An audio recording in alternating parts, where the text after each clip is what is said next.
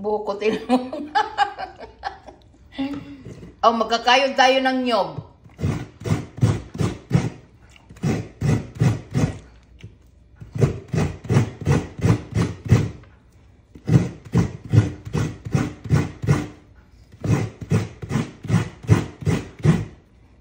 Dami nito, Jim. Gagawin kong ano, yung may tamis ba yung kalahati?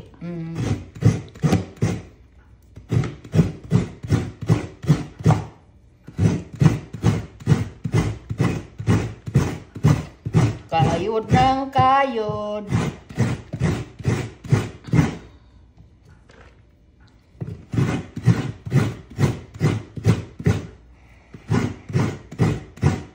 Masyadong pino yung kayura niya, Gio. O, yaan.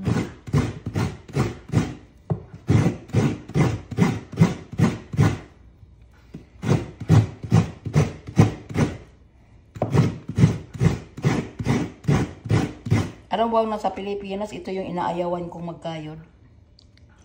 Marunong man ako magkayod. Kaya nga. Hindi ko alam yung pagbiak ng niyog. Lalo na noon, yung wala pang ano, yung... Ngayon kasi mayroon ng ano, nabiga na eh, sa Pilipinas. Noon yung gumagawa ako ng puto, alam mo bang nagkakayod? Yung asawa ng kapatid ko.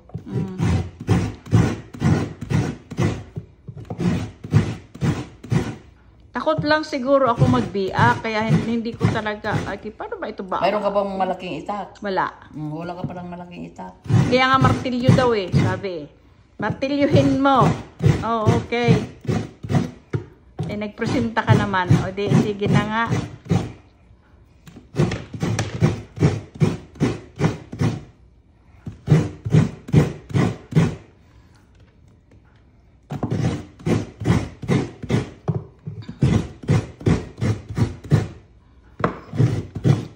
Kunti lang yun. Ay, marami pala, oh.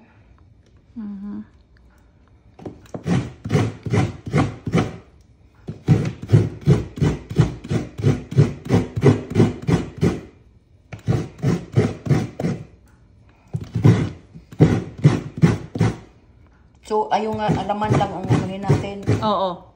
Huwag na yung ano. Wag na. Pag may kulay yan, hindi na maganda. Laman lang. Tama na yan, o ano, Gina? Meron.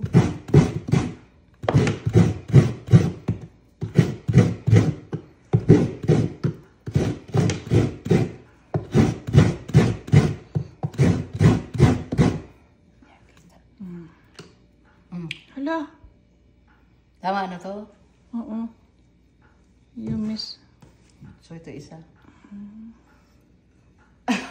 Pwede mo kayang kainin yan habang nangangayod ka, yung ibabaw. Pwede mo kainin yung ibabaw. Sarap yun. Kainin mo.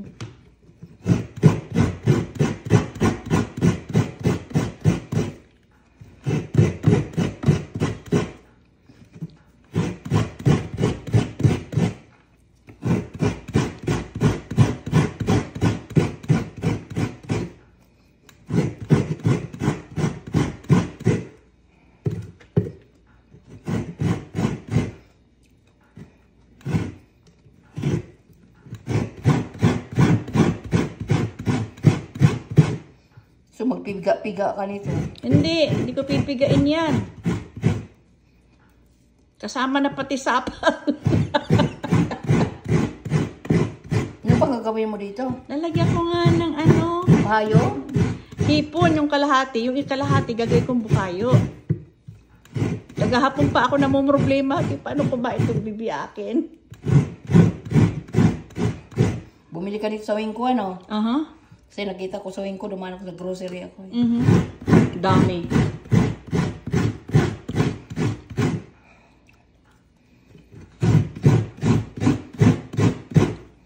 Marunong naman ako magkayod. Ang problema ko, paano ko siya bibiyakin?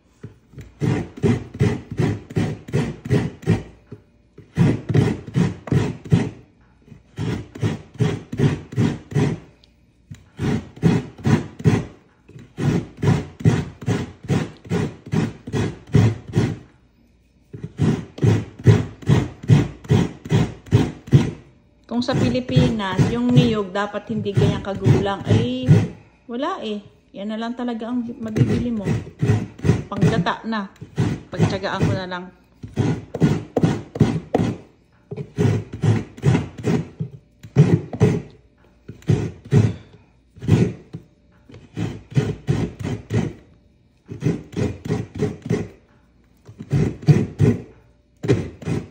Okay, tama. Tama na. Salamat Okay. po. Salamat. O, papaano na ere? Are. Pindutin mo na yung pula. Pula? Mhm.